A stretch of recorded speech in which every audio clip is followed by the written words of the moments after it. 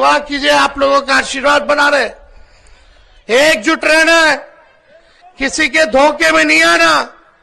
ये कोई एक व्यक्ति का चुनाव नहीं है, ये दो धारा, या तो एनडीए या तो इंडिया, या तो एनडीए या तो इंडिया की लड़ाई है।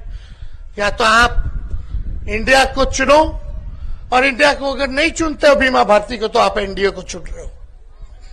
साफ बात, साफ बात है। तेजस्वी यादव पूर्णिया में जनसभा के दौरान कहा है एनडीए या फिर इंडिया गठबंधन। यूं कहे तो पप्पू यादव भी वहां से खड़े हैं, और पप्पू यादव पर यूं कहे तो साधा है निशाना तेजस्वी यादव। तो भाई हम लोग तो शुरू से कह ही रहे हैं कि इन लोगों के गठबंधन में वो सहजता ही नहीं है। पूरा चरण बीत जाता है, इन लोगों के सहयोगी दल इनके लिए प्रचार में ही नहीं आते हैं, और जब ये प्रचार में किसी सीट पर जाते हैं तो वहीं पर इन्हीं के सहयोगी दल के साथी बागी उम्मीदवार के तौर पर निर्दलीय वहां से चुनाव लड़ रहे होते हैं। तो ऐसे में राजद, कांग्रेस और वाम दलों के बीच में कोई एकता, कोई मिला जुलाकर कार्य करने की रणनीति है ही नहीं। ये कोई छोटी बात नहीं है भाई कि पहले चरण की चारों सीटों पर चुनाव हो जाता और कांग्रेस वाम दलों का कोई बड़ा नेता इन लोगों के लिए प्रचार करने नहीं आता, राजद पे प्रचार करने नहीं आता है। और जब राजद ये अपनी सीट पर जाते हैं पूर्णिया, तो वहां पर कांग्रेस में नए नए शामिल हुए पप्पू यादव जी के खिलाफ ये बोलते हैं, पप्पू यादव जी इन लोगों के खिलाफ बोलते हैं।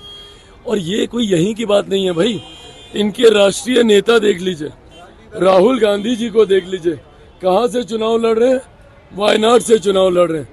वहां पर इन्हीं के सहयोगी दल से एक नेत्री है जो इन्हीं के सामने चुनाव लड़ रही हैं।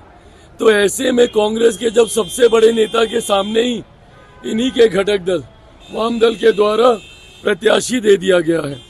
कांग्रेस का गठबंधन दिल्ली में आम आदमी पार्टी से, पर पंजाब में नहीं है।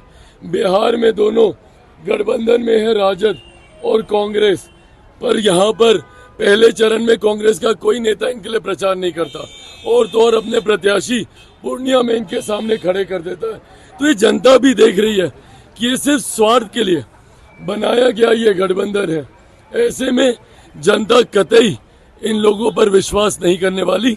इसीलिए मैं बार बार कह रहा हूँ, जो लोग इनके साथ पहले थे, अब तो मांझी जी भी हम लोग के साथ आ गए, उपेंद्र कुशवाहा जी को भी पता चल गया कि ये लोग धोखेबाज लोग हैं। सब लोग वापस आकर एनडीए का गठबंधन मजबूत हुआ है।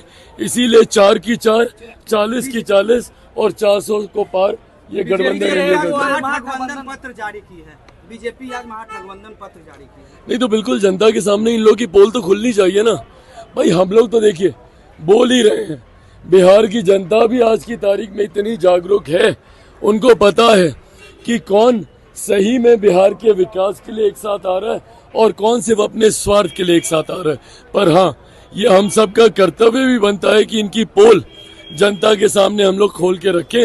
आप लोग का साथ हम लोग लेते हैं और ये पत्र सामने आया।